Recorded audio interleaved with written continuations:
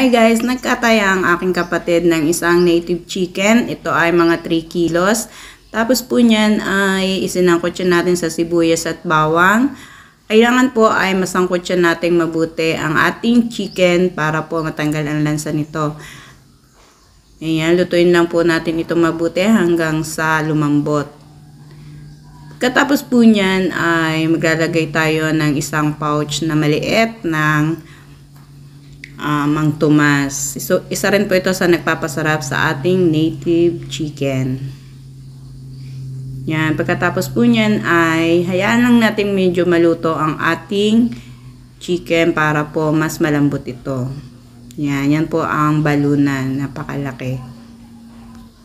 Ang pagluluto nga lang po ng native chicken ay medyo matagal-tagal kasi medyo may kunat po ito. Kaya kailangan po ay lutong-luto ito para mas malambot.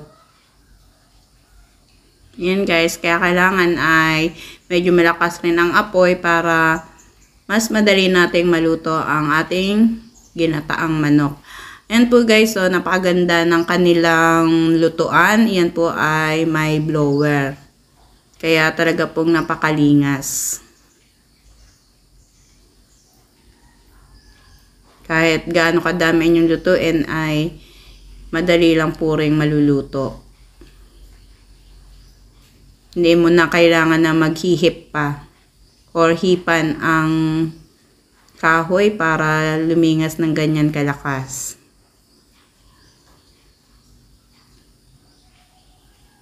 Yan guys, talagang lulutuin natin ito mabuti dahil para po mapalambot natin ito.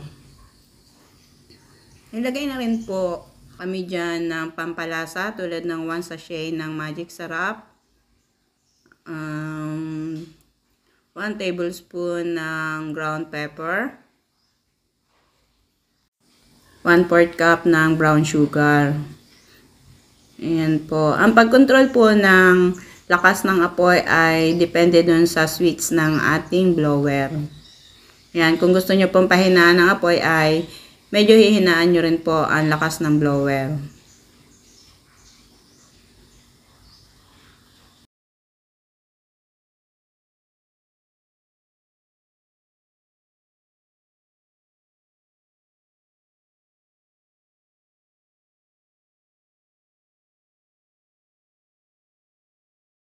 Kapag sa tingin nyo ay malambot na ang ating native chicken, ay maglalagay na po tayo ng 2 cups na kakanggata.